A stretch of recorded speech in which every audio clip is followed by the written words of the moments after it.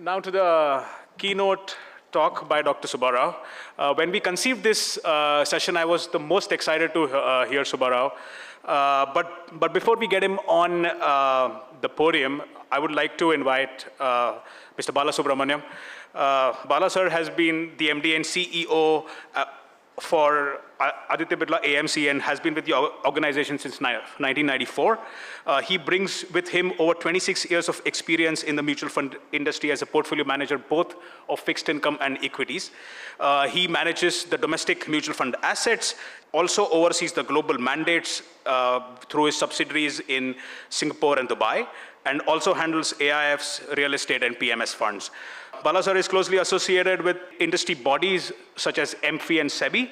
He has done his BSc in mathematics and an MBA from IIM Bangalore and advanced management program from Harvard. Bala sir, please, can you come over?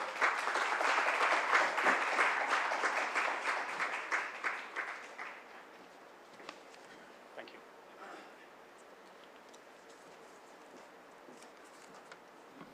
Morning, everyone. It's good to be part of the CFA, the Charter World Council meet. So I was just sharing with Dana before the event that way back in 2004, when CFA was becoming a crazy for everyone to have it as part of their prestige, as CFA as a title. We used to encourage in our investment team that whoever passes out CFA by taking effort, putting effort, we will reimburse their expenses. So that's we encouraged CFA as a qualification that every investment profession should have. So it's my privilege and honor to be part of this session today. It's also my privilege and honor to introduce Dr. Subba Rao and also share the stage with him as a moderator. This is something I would have never dreamt in my lifetime in the past, that we have seen him in action in Reserve Bank of India, as well as in Government of India as a chief, as a secretary in Delhi. And he used to move the markets and set the expectations and give surprises as well. A lot of surprises we used to get. And why I'm saying surprise, that as a market investment professionals, whatever RBI does has an impact on all of us.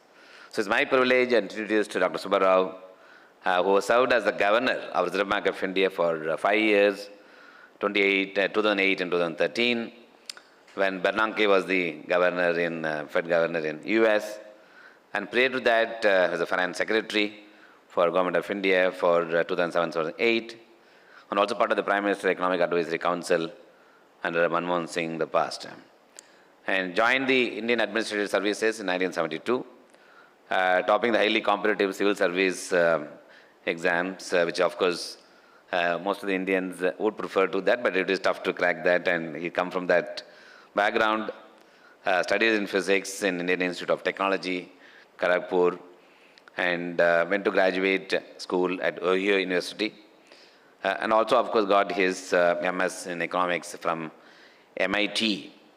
Global financial crisis is the one we have seen in 2008, and whatever the action that he took, I think he took charge of the Reserve Bank of India. It was one of the toughest moments. Global financial market crisis was the toughest moment. All of us are keenly waiting to see actually what India would go through, and we have seen his actions since then. And he also wrote, of course, a book on who moved my interest rates. Interesting insight that he provided us. But most of the time, how policymakers take decisions is never known as they take the decisions, except the briefing that they do to the press on the very same day. But when he wrote in the book, there's the time we realized that what are the things that they go through for taking decisions. So it's my privilege and honor to introduce Dr. Subba Rao, and all of us are keenly waiting to listen to you and also be happy to moderate your sessions. With this, thank you.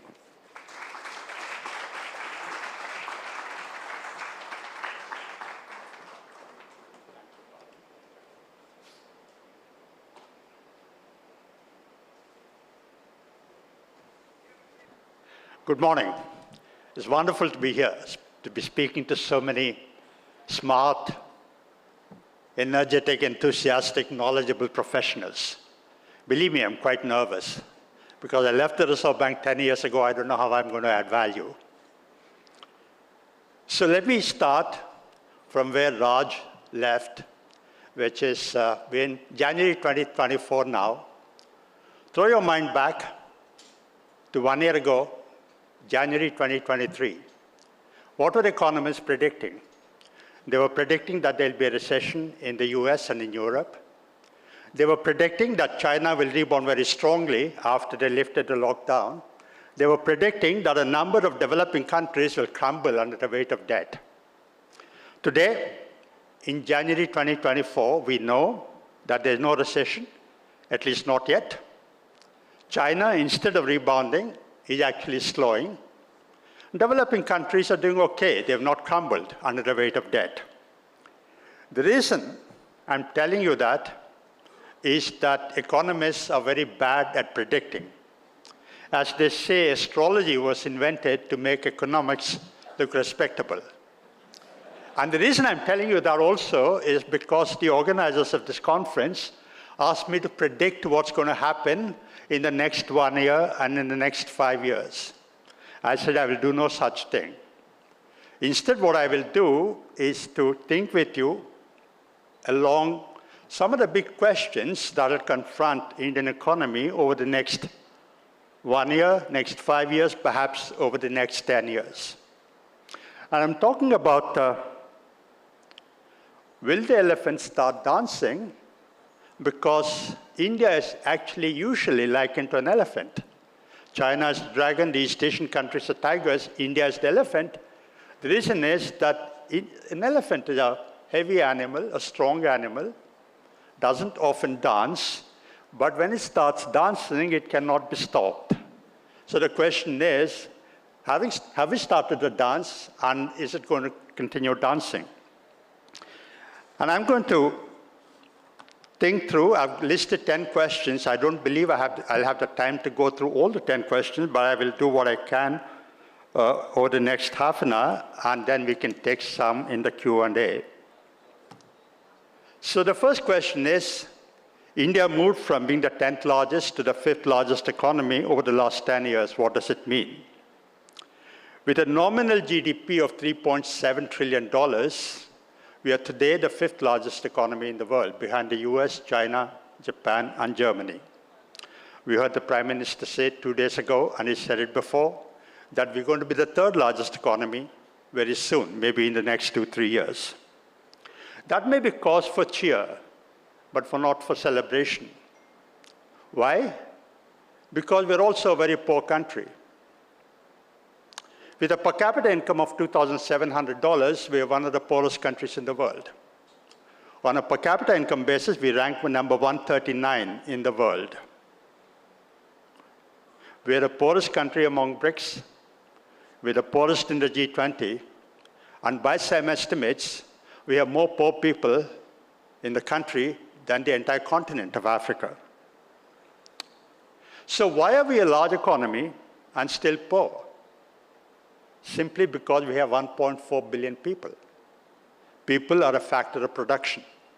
All of us have heard the story that in 1700, India was the largest economy in the world, and since then it's lost space. And by 1991, we were 1% of the global economy. It's common to attribute that to colonialism. Yes, colonialism played a part, but the more important reason we came down was because of Industrial Revolution, when machine power replaced muscle power. So people did not count so much, and we gradually lost that economic clout. So our challenge going forward is twofold. Accelerate the growth rate and ensure that the benefits of growth are widely shared. So how do we get fast growth? We are today the fastest growing large economy. Is that good? Yes, it is good. Is that good enough? I don't know, perhaps not. It actually raises two questions.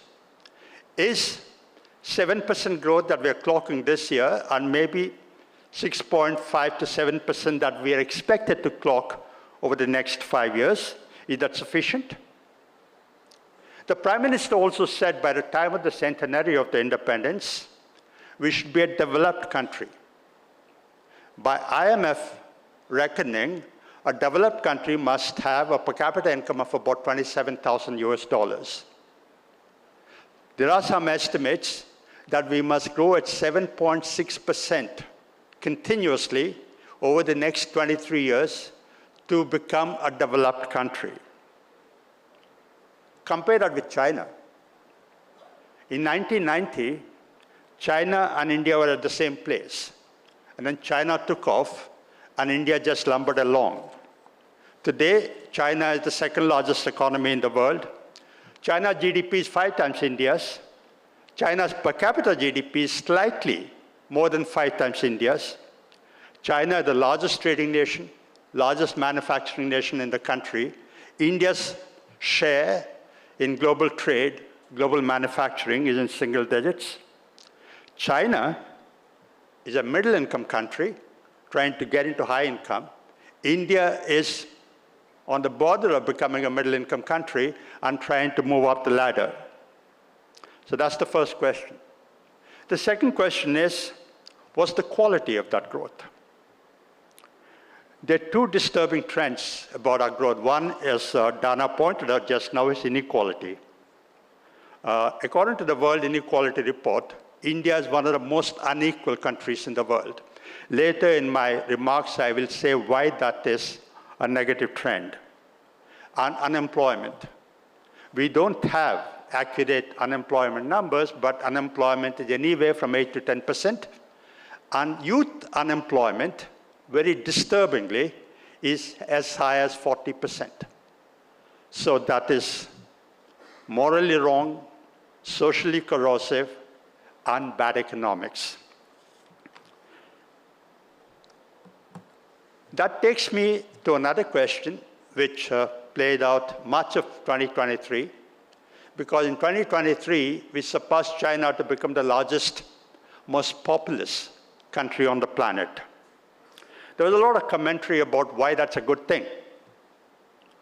Actually, for people who are old enough like me, that's a very astonishing turnaround in the narrative. Because whenever a young officer working in the districts of the country, we used to promote family planning. We used to believe that our population was a burden, that it was neutralizing all the development we were trying to achieve. Our high population was neutralizing that. But today, all around the world, including in India, we see our huge population as a positive. Why? Because India is also going through a demographic transition. If you look at China, if you look at East Asia, they went through demographic transitions of falling fertility rate and expanding workforce. Today, India is possibly similarly positioned. Our median age is 29. Compare that with China's 39, America's 38. 29 is India's median age. Last year, fertility rate reached replacement level. So there is a lot of expectation that India will go through a similar demographic transition like the East Asian tigers and China dragon. But is a demographic dividend inevitable? I don't know how many of you read Sherlock Holmes. The Sherlock Holmes and Watson, his assistant, they're investigating a crime in London. So one evening they travel outside London. And then it becomes night, so they don't have transport to get back to London. They pitch a tent and go to sleep.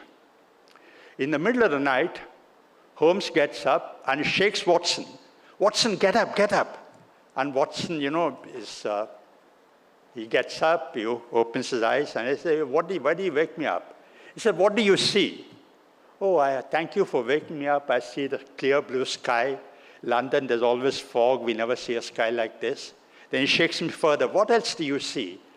Oh, I see the stars and moon, which I've never seen for a long time. What else do you see, Watson? I see God's pristine creation. Don't you see somebody stole our tent? So that's the story about the demographic dividend, which is that we're not going to get a demographic dividend unless we create jobs. And where are jobs going to come from? Here I have to invoke my very celebrated and highly intelligent successor, Raghuram Rajan and Rohit Lamba, who recently wrote a book, India Breaking the Mold. Their argument is that services are the engine of growth going forward. So we must emphasize services, not manufacturing. We must put our money, our public policy, our effort there. Lest I wrongly quote them, they're not against manufacturing. What they're against is putting a lot of money, subsidy, into promoting manufacturing instead of promoting services. Their arguments, very consistent argument, I'll just take a minute to summarize that, which is that the type of manufacturing that India is inviting or getting is low-end manufacturing. And even if it's a high-end product, the manufacturing component itself is a small part of the entire manufacturing chain. Much of the value added is ahead of manufacturing and after manufacturing. The manufacturing itself is a very small value add. And for India to break into even that part of manufacturing is difficult because we're not part of any global value chain. Global value chains are already set, besides tariffs are high. It's true that China and East Asia succeeded, clocked extraordinary growth rates because of becoming part of global value chains, but because of that model itself is being upended now because global value chains economics are changing. Inexpensive labor is no longer a comparative advantage. Besides, demand for manufacturing in the rich world is falling because people are getting older. As people get older, they consume more services than manufacturing. On the other hand, demand for services is increasing. And it's now possible, because of technology, to deliver services at a distance. And indeed, even in manufacturing, there's a lot of services. So their argument is that we must focus on services. I can't dispute that. But the question is that going to solve our problem? Problem today, problem tomorrow, and problem for the next 10 years. Consider this. There's about 10 million people joining the labor force every year. 10 million people. And if agriculture productivity improves as we want it to, another 100 million people who are underemployed in the agriculture sector will come into the labor pool. And if female labor participation rate goes up, which is distressingly low in India, that's a very disturbing trend. In fact, I'm quite concerned that it doesn't get as much attention in public policy as it should. Female labor force participation ratio, not only is it low, it's low compared to peer countries around us. In Nepal, Bangladesh, Pakistan, it's higher, and it's falling. So if FPLR increases, our labor force will increase. And these 100 to 150 million people are going to be semi-skilled or unskilled. Can services of the type that Rajan and Lamba talk about provide jobs for these people? For all the high-profile software sector that we talk about of Bangalore, Hyderabad, I'm from Hyderabad, and Pune, software sector employs 5 million people in a labor force that's 900 million. So yes, services are the future, but future from T+5, perhaps T+10. Today, until T+5 or T+10, we need to create jobs. And we need manufacturing for that. And I also believe that manufacturing pessimism is not warranted. Consider this. We import $100 billion worth of goods from China every year. Even if we can manufacture 1/4 of that, 25 billion, within the country, that's a big, big deal. As Arvind Panagaria says in his book, India Unlimited, the world trade, yes, it is falling, but even in a difficult world trade situation, India's share in global trade is so small, maybe 3%. Even if you can increase it incrementally to 4% or 5%, that's an enormous gain. So I don't believe that manufacturing pessimism of the type that most people talk about is warranted. Let me then go on to another question that might interest some of you who are into currency trade about internationalizing the rupee. Over the last several years, particularly over the last 3 years, the Reserve Bank has been trying to internationalize the rupee. We entered into a high-profile agreement with Russia. They will sell discounted oil at a discounted price to us, and we'll pay them in rupees. And we can use the rupee for bilateral trade settlement. And in the BRICS summit last year, there was much talk about the BRICS coming out with a currency of their own. Today, the situation is that the US dollar is the world's dominant reserve currency. The dollar is used for invoicing global trade, settling global trade, and much of central bank reserves are held in dollars. It's not as if the dollar has been anointed as the world's reserve currency by an international agreement. The dollar is the world's reserve currency because of the strength of the American economy, the depth and liquidity of American financial markets, and most importantly, the credibility of American institutions. But there has been resentment building against the dollar. First, because of America's increasing tendency to weaponize the dollar. Second, because the dollar being the dominant reserve currency is a threat to global financial stability. As some of you have remarked to me before the conference started, we had the 2008 crisis, we had the 2013 taper tantrums, we had some currency volatility or pressure during the pandemic. All that is because the dollar is the dominant reserve currency. We're beholden to the dollar, we're hostage to the dollar.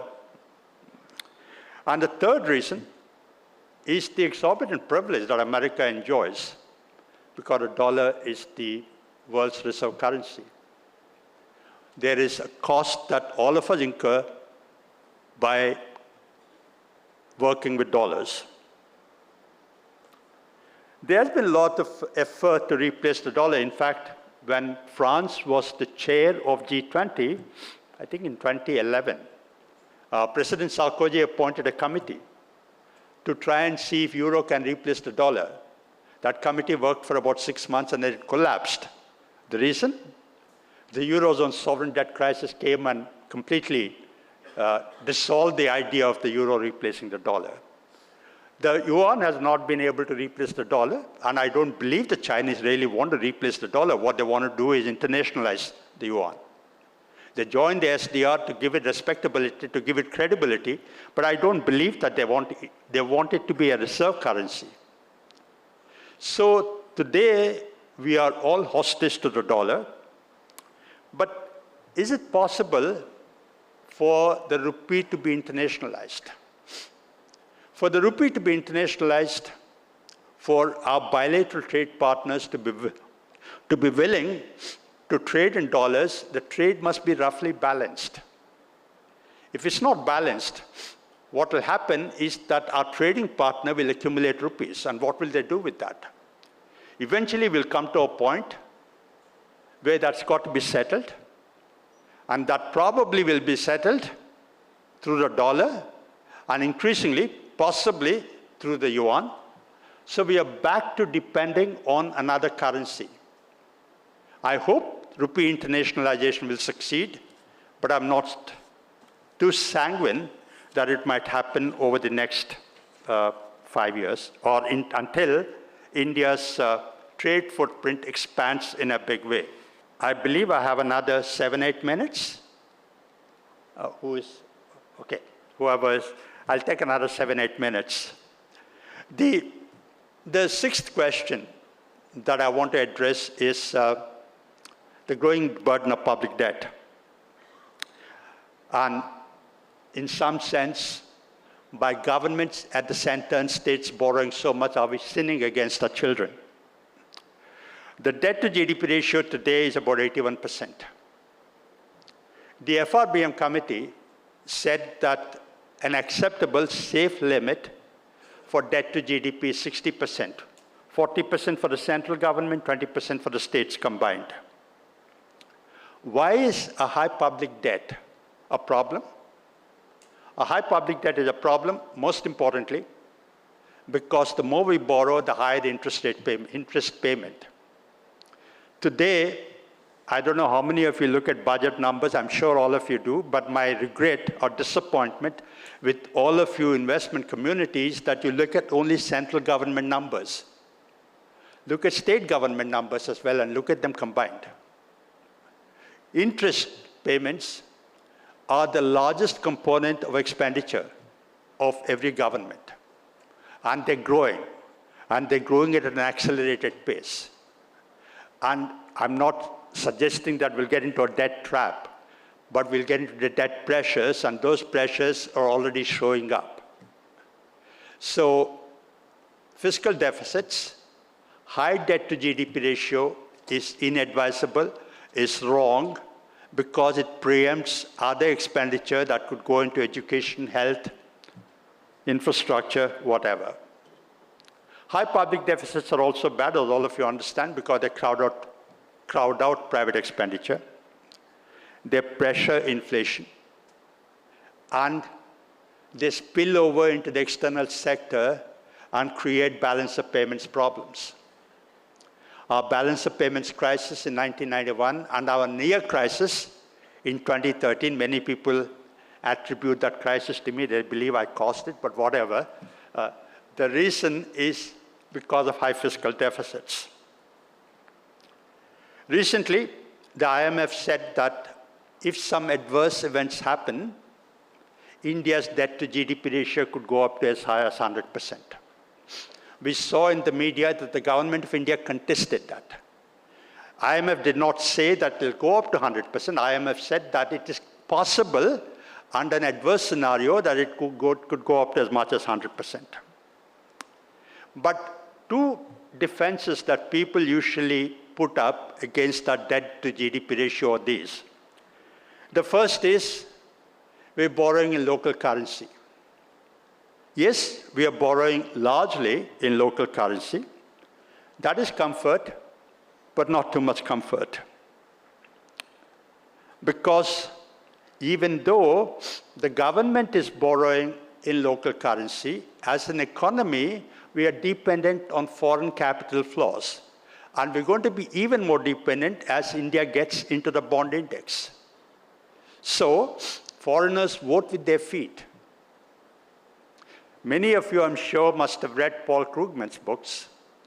Krugman says that one of the many things he says is that Asian crisis of the late 1990s, some of you might remember, although many of you are too young to remember that. It's not your lived experience. But what Krugman says is that leading up to the Asian crisis, the markets, Australia, a rich country, and East Asian countries had the same type of pressures. But the markets allowed Australia to make an adjustment. Markets did not allow the East Asian economies to make an adjustment and landed them in a crisis. What is the inference we get from there? The inference we get from there is that markets are very unforgiving of emerging economies. We've got to be careful. So foreigners vote with their feet even though our debt is in local currency. We are dependent on foreign currency for capital flows, and we cannot be very nonchalant. The second reason, the second defense people put up is that our debt to GDP ratio is low, 80%. America is what, over 100%, UK is over 100%, Japan is over 250%. That international comparison is misleading. Yes, our debt to GDP ratio, but remember our revenue to GDP ratio is also low. So we can get into a debt trap or a debt pressure at a much lower debt to GDP ratio. So I believe that we should be worried, concerned about our public debt.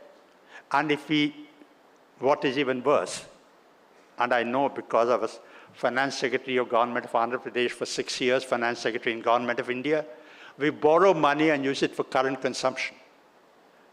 Only recently have we started using it for investment.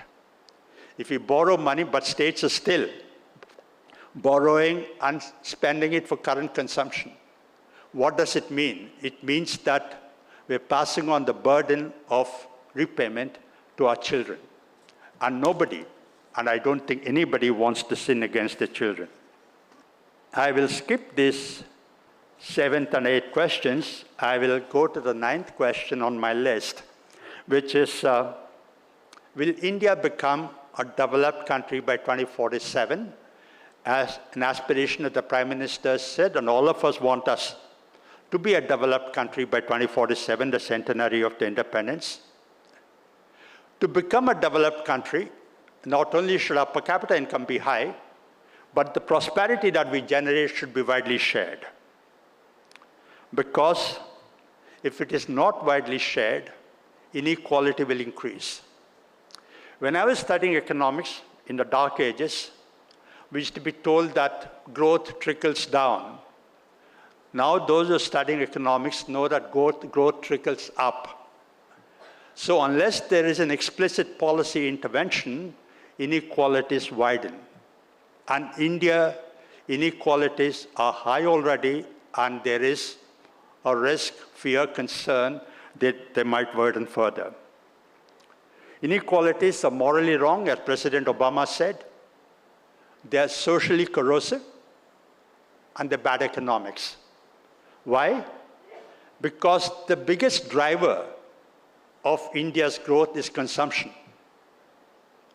And if we don't see that the benefits of growth go to the low-income segments, we will not see growth. Because if the rich segment, the top 10%, their income goes up by 10%, they're not going to spend that, they're going to save.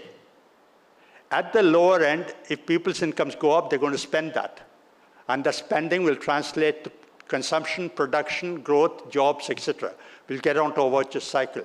So if we don't see that the benefits of growth go to the low-income segments, we will not see our growth. And we're seeing that today, as we speak, rural consumption is not improving. That's actually pulling down the growth rate. 7% could probably have been 7.5%, but for rural growth not picking up. The second thing I want to highlight on our journey to a developed country is the middle-income trap. Development experience shows that countries find it quite easy to move from low income to high middle income because this catches up growth. But to move from middle income to high income, they find it difficult because they get into a middle income trap. Why? To move from middle income to high income, you've got to innovate. You've got to be at the frontier and move the frontier, not reach the frontier, but move the frontier. And for that, we need investment in education, in health, at all levels. World Bank research shows that between 1970 and 2020, 50-year period, only 13 countries in the world have been able to move out of the middle income trap. So it's a trap. I believe we can get around it, but we need to be conscious of that. And my 10th and last question is that, will India get to Denmark? Many of you, I'm sure, have read Francis Fukuyama. He talks about Denmark. His Denmark is not a Scandinavian country, Denmark, but an imagined country, Denmark, which has social stability, political stability, and people are emotionally happy. And three things he talks about as the requirements for developing societies to get to Denmark. First, rule of law, strong state, and democratic accountability. Rule of law is many things to many people, But to me, it means that if you break the law, the probability that you will get caught and be punished should be very high. And second attribute of rule of law is that the state should not tyrannize people with law. There should be no tyranny of the state. Thomas Jefferson, while framing the US Constitution, said that governments are made of imperfect people and they tend to abuse power. So we should be mindful of that. The second thing is a strong state. A strong state is not an authoritarian state. A strong state is one that deploys sovereign power to make and enforce rules and to deliver public goods like safety, education, and health, and merit goods like financial inclusion and empowerment of women. A strong state fulfilling all its obligations will still fall short if there's no democratic accountability. Most people associate democracy with elections.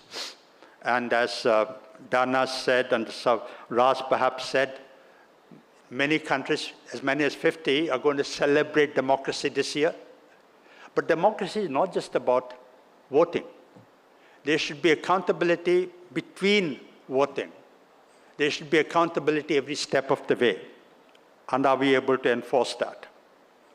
So rule of law, strong state, democratic accountability, or the requirements for India to be a developed country, to be a prosperous society. So as you all think about your everyday concerns about investment, I'm sure that you're also thinking about our larger development goals. Thank you very much for this opportunity.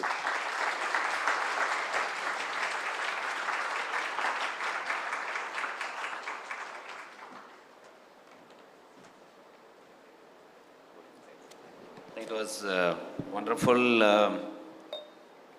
insight, as always, from Subba Rao. So not only, of course, the learning of the past, also setting the direction for the future. And he mentioned about, he started by saying, is the elephant dancing? It's of course a big question mark. It's always asked for India. It looks like the elephant started dancing and seems to be going in a long rope to make the 2047 as a real. So I'll straight into the questions. Given the fact that you yourself have been in the hot seat and taken decisions, you mentioned about the 15th July, and we all of us witnessed, which of course led by the currency crisis. Therefore, the decision was taken. And related to that, I think you also mentioned about in your own remark, IMF has been talking about the public debt. But in relation to the public debt, if you look at US has been, of course, printing notes, and that GDP has been going quite substantially. And post-COVID, which you can probably call it the new normal, is India's fiscal deficit is a real concern in comparison to global market. And also given the fact that the COVID completely changed the way the economic decisions have to be taken, which now has become a new normal. What is your take on that? Yeah, thank you very much. Bala was referring to 15th July. What he was referring to was 15th July 2013, when many of you must have been in college still. But 15th July is memorable for me because that was the day on which I increased the interest rate by 1 percentage point, not to control inflation, but to control the rupee. Some of you old enough might remember that the rupee was falling because of taper tantrums, and we in the Reserve Bank did a number of things, and it wasn't working. And so we invoked the Brahmastra, which is raised the interest rate by 1 percentage point. That is a very unusual thing, although it's not your question, but I want to tell you that story. That's a very unusual thing, because central banks do not normally use the interest rate to defend the exchange rate, And even when they do, they don't admit to it. What we did was raise the interest rate and went to the rooftops and said that we raised the interest rate to stabilize the rupee. Why were we doing that? We were doing that, I believe, to demonstrate the Reserve Bank's total commitment to defend the rupee. So we did that on 15th of July. And on the 16th of July morning, around 10:30 like this, there was a media conference. That happened at a time when growth was falling and there was policy paralysis. There were lots of concerns about growth. And in the commentary that evening on the TV shows, in the morning editorials, there was a lot of comment about what the Reserve Bank had done, whether that will hurt growth. So I knew, like a student going to an exam, I knew that the first question that I'll confront in the media conference is, why do you raise the interest rate? So I was prepared, very boldly walked into the media room, and sure enough, the first question was, why did you raise the interest rate? Will it not hurt growth? I said, yes, it will hurt growth. That's what we said in our statement yesterday, but we did this to defend the rupee. We have no intention of keeping the interest rate high. We will roll it back as soon as the rupee stabilizes. Good answer? That's what we said in the statement. That's what the editors said in the editorials. That's what I said in the media conference. In the next half an hour, the rupee crashed by about 10%. I was completely bewildered, flustered about why is this happening. All I said was what everybody has been saying. So I huddled with my senior management and said, what happened? And they said two things. One is that you were, waffling. What the market wanted to hear, the market I'm seeing in front of me, what the market wanted to hear was the Reserve Bank's undivided commitment to defending the rupee. Instead, you said, growth, inflation, we're worried about that, we're worried about public health, etc., and you completely muddled the communication. Second, they said you were sounding very apologetic about having done what you did. And somebody wrote that the governor is not an alpha male. I actually looked up what an alpha male means. And even today, I don't know if not being an alpha male is a badge of honor, something to be embarrassed about. So that's the story about the rupee. I owe Bala a response to his question about fiscal deficit. I already answered. In fact, I just want to mention, the day the decision was taken at 7 in the evening, the next day morning, all of us came to the market and saw our portfolios. Everything was deep red. Yes. So those are the perils of central banker acting in real time. In fact, because it's the market, I also want to say that a lot of people have, I'm quite antiquated by now, 10 years since I left the Reserve Bank. And a number of people ask me, what's been your toughest time? And people expect me to say, inflation was also very high during my time. So people expect me to say that controlling inflation was my difficult problem, difficult challenge. Actually, yes, inflation was a big problem, but managing currency was a bigger problem. Why? Because you got to manage currency in real time. Inflation, you have time to listen to your staff, time to listen to stakeholders, time to sleep over, consult people, and make a decision. But whereas currency, you've got to make a decision in real time. Okay? Yeah. With respect to the public debt, I just want to put it in the different context. Yeah. I think the tax collections seems to be on the rise. Since the time GST has been introduced, the direct tax collections has now been more automated kind of tax systems. The compliance seems to be rising. Would that still, despite all this thing happening, would still be a concern? That is I want to ask. No, thank you. You're right. The tax GDP ratio has been going up. And what is even more heartening is that the direct tax to GDP ratio has been growing faster than indirect tax, which is what we want, because indirect taxes are regressive taxes. We want direct taxes to go up. Direct tax to GDP ratio has gone up, but it is still low compared to rich countries. It's low even compared to emerging economies. Yeah. That's the first answer to your question. The second answer is that even as tax GDP ratios are going up, our expenditure is going up even faster. That is why we're incurring deficits. And the third concern is that we are borrowing money to spend on current consumption. If you look at state numbers and don't believe the numbers that the Reserve Bank brings out, not because the Reserve Bank is doctoring numbers, it is because lots of numbers are hidden by state governments. So what comes out in the documents is not the real picture. A lot of hidden expenditures there on consumption and all the freebies that we talk about. The Prime Minister has decried freebies, but even the BJP is in the freebie game. So if freebies are going to go, I'm not against freebies, okay, let me say this. In a country as poor as India, it's cruel to be against freebies.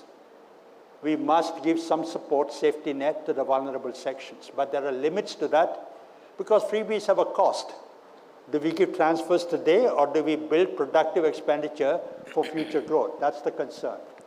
So tax GDP ratio is going up, but the quality of expenditure is still poor. Is still poor. Okay, okay. I think you mentioned about the currency. I think you kept primary decision driver for the 15th July was the currency. I think as it stands today, the currency reserves have been rising for India. I think at the last few years, the import equivalent, it's almost about, it went up as say about 19 months. Now it's dropped about 11 or 12 months. Plus also we seem to be in a sweet spot when it comes to the current account deficit and balance of payment. Both are coming in the surplus. And third, I think you mentioned about manufacturing should pick up.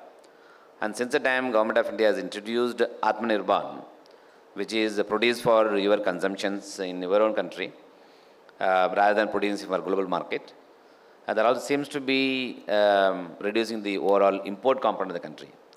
In this context, again the concern about IMF, again I coming to the IMF, that RBI is managing the currency movement. Is it not something, a change which has to get recognized and therefore we can say the new India normal? I think you should answer that question rather than me. But my concern used to be, for about 30 years I was in the Ministry of Finance at the middle level, then I became Finance Secretary, I became Governor. All along, our concern used to be that, do we have enough reserves? Today, my concern is, are we having too much reserves? Yes, having a war chest of reserves is a safety net, but how much should we have? Because holding reserves has a cost. $600 billion you mentioned, but is $700 billion better? Yes, it is better in quantitative terms, but do we want to hold $700 billion? There's a cost to it.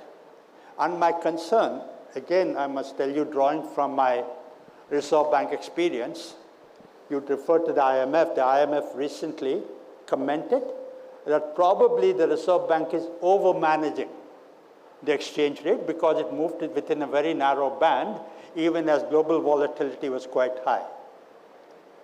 So the Reserve Bank's stated policy is that we do not target an exchange rate. We do not try to reach or make it at a fixed rate. We only manage volatility. But what is volatility is never defined. I've studied probability, and all of you have studied probability. A one-way movement of currency is not volatility by any definition. But the Reserve Bank intervenes, even if it's a one-way movement. So I used to actually battle with my staff that we're not walking the talk. Either we change our policy or we change our action. Either we change the walk or we change the talk. And then they said, no, everybody does it in the world. Nobody does it. You're being unwise. They can't tell the governor you're being stupid. But they say you're being unwise. You can't do this. And then after taper tantrums, I thought that we should change that. But then I moved away. The point is this, that if every time the exchange rate moves, the Reserve Bank tries to defend the currency, what will happen? Corporates will not hedge. And they will outsource exchange rate management to the Reserve Bank of India. And there's a cost to that. And that cost is being borne by the entire community. So that's my concern, Bala, about Reserve Bank's size of reserves, exchange rate volatility management, and IMF's comment. Sure. Yeah. I think you made a mention about BRIC. I think after the financial market crisis and US dollar was dominant currency, I think BRIC was created with a lot of fanfare and to ensure that BRIC as a nation becomes larger and therefore able to create the currency which is independent of the US dollar. And as you also mentioned about the last few years after the recent geopolitical crisis, each currency is also gaining their own prominence from the trade settlement point of view. In this context, do you think that the earlier efforts which were trying to actually dollarize kind of things will completely move away from the earlier thoughts, or you will see it re-emerging once again from a discussion point of view? Yeah. And what is the related risk that one also expect out of that? No. Thank you for that question because it allows me to elaborate on what I've said, which is that emerging economies want to de-dollarize. Move away from the dollar because there's a cost to it and there's an exorbitant privilege for America, exorbitant cost to all of us. We want to de-dollarize. And the BRICS summit last year, I think it was in July or August, there was much talk about whether they'll come up with a BRICS common currency. It didn't take off. And I believe, I don't know, but what I saw in the media, India itself was disinclined to support a BRICS currency. As much as the BRICS is expanding, India itself was disinclined to support a BRICS common currency. I'm not sure about this, but this is what I get from reading between the lines, which is because China is the largest country, largest economy in BRICS. And China is a large trading country and by far the largest trading country in the BRICS. So if we want to move away from the dollar and come up with a BRICS currency, we will move from the hegemony of the dollar to the hegemony of the yuan. So do we want to, as much as we believe that we must de-dollarize, do we want a yuan-based currency system? A currency system of a country that is authoritarian where rule of law is not very certain. So a BRICS common currency is politically infeasible. It is practically infeasible for the reasons that I mentioned. It might come down the line, but I believe that it's still not, the situation or the context is still not mature for a BRICS common currency. But can we also be ambitious, Rupee, to become a more dominant currency in the world, given the fact that India is a country gaining popularity? No, we should never be short of ambition. Okay. So certainly we should be ambitious. We will hope that will happen. But I just want to be realistic because you all are realistic, and I thought I should convey my own realistic impression. Thank you. Yeah, one last question from my side, then I'll take the audience question from the tab. I think inflation was one big concern always. All of us as a marketplace keep looking at inflation and then keep debating. And there used to be a huge disconnect between Reserve Bank of India policy makers and the government of India. I still remember your own different kind of conversations, which is contrary to what government was thinking then. I think since then they have put a band.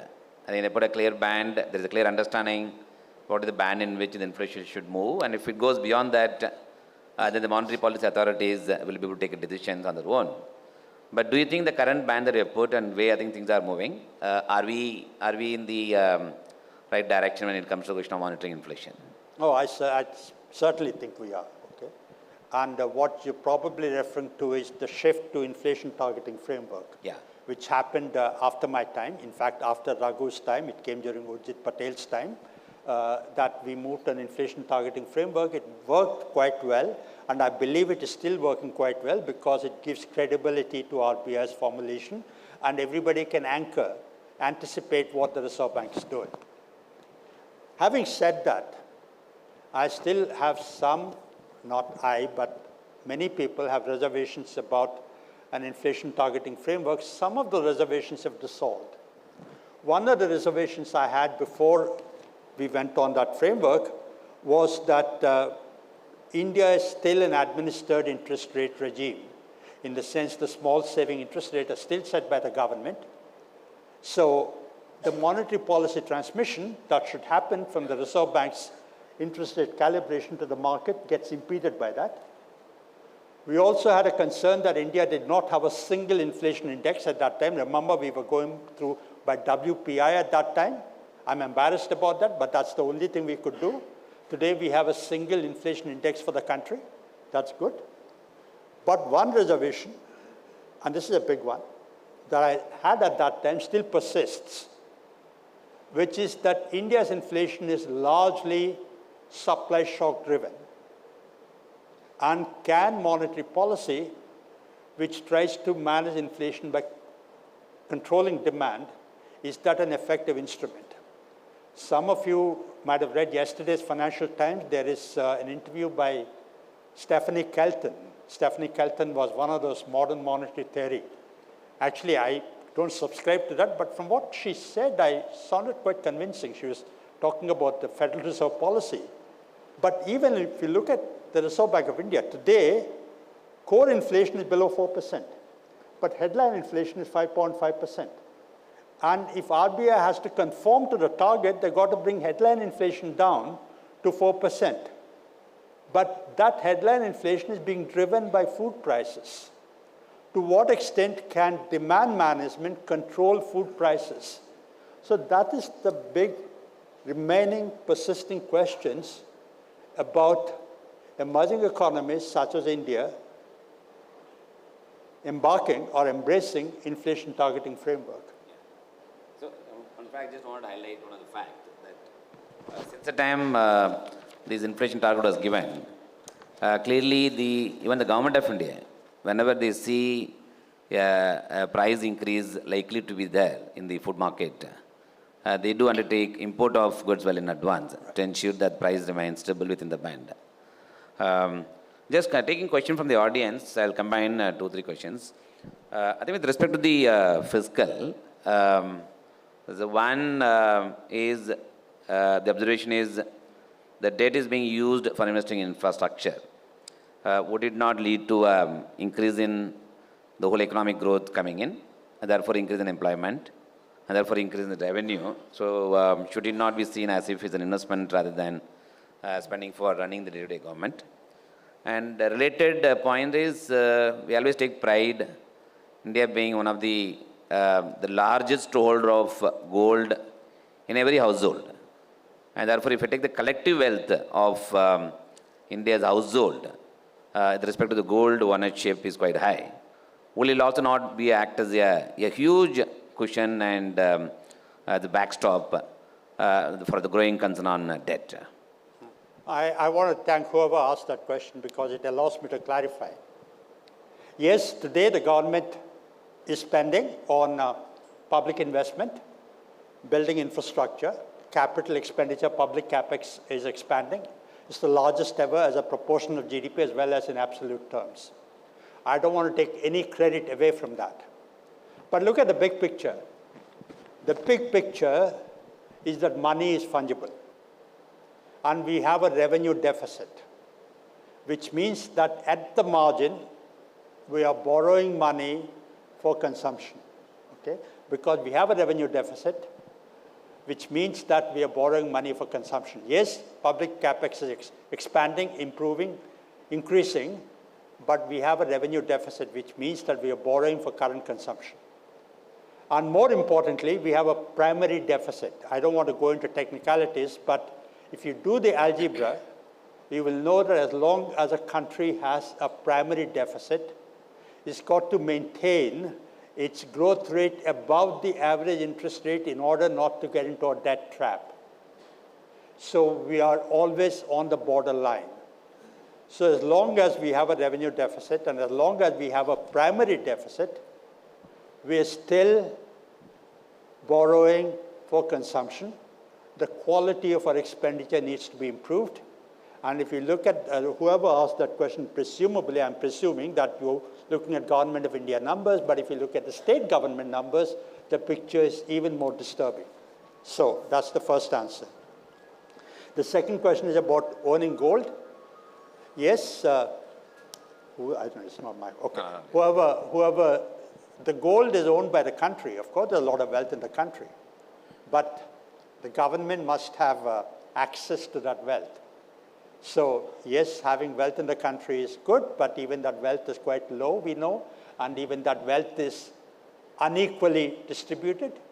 Wealth inequality is much more wider than income inequality. So as much as people hold gold, poor people hold gold because they have no other avenue of saving. That's actually, I would see that not as a positive, but as a negative. Why do people hold gold? People hold gold because they can't go to a bank. They don't have a bank account. They can't save money there, or they find it too costly to save money there, the transaction cost. So they hold gold. Gold is liquid. Gold appreciates. So they hold gold. So I would think that actually having too much gold in the country is a negative thing rather than a positive thing. And one last question. I think you mentioned about reference to the job market. I think creating a jobs is very important. There's one fundamental change seems to be emerging, which is one is of course clearly Make in India. Second is startup culture. The startup culture seems to be making all the youngsters in India to find a job by themselves. In the sense that they don't get employed, they themselves become an employer of few people. Therefore, do you see that change in the mindset and the trend would probably change the whole the definition of job market in India, therefore adding value to the whole system? Absolutely, absolutely. Yes, because even today, when I was young, when I used to work, any village you go to, people would say, this one a government job for my child, my son. Why don't you put your children in school? Because what's the point studying? They don't get a government job. So there was a time, even today perhaps, that we want government jobs. We prefer a low-paying government job to a high-paying private job. Okay, that's okay. But I'm glad about the startup culture. There is a culture within the country that you cannot depend on the government or the public sector to provide jobs. It's the private sector that is to provide jobs. It's no longer the public sector, no longer the large private companies, but it is the SME sector, millions of SMEs across the country, startups, which are going to be the job providers. That's a very, very positive trend. Just one last question is coming from the demand from the CFA, young CFA charter holders sitting in the room, and also people are listening to this conversation. What is the one message for all the young CFA charter holders from your experience and the wisdom that they should take away from your side? I teach in universities these days, and people ask me about career advice. And I'm very wary of giving advice because I'm outdated. There's so many things coming up, even in this 2 or 3 remarks that we heard. Climate change, ESG, impact investment, artificial intelligence. So I'm fairly outdated, and I don't know what advice to give about where you must focus. But one advice I want to give you, since you asked, is that dirty your hands. Okay? Don't sit in Mumbai, don't read reports, and say that I'm understanding India. Yes, attend conferences like this. These are very knowledge increasing, very useful. But go out into the hinterland. 1 or 2 days or 1 week you spend in villages across the country is much more valuable than 50 weeks that you spend in your office studying reports. Thank you.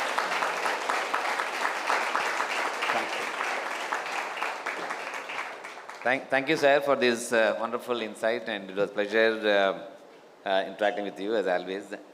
And thank you very much. Thank you.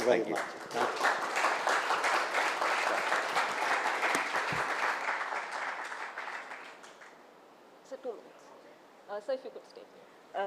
Thank you, Bala sir and Dr. Rao, for such an insightful talk. I would now like to invite Mr. Kishore Bhagwi, ex-director of CFA Society, and Mr. Kalpesh Shah, Director Morningstar, to please felicitate the speakers.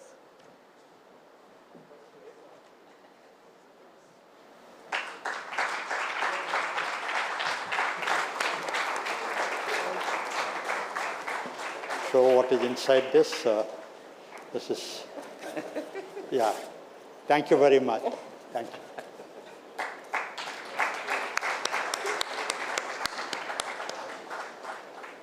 Thank you.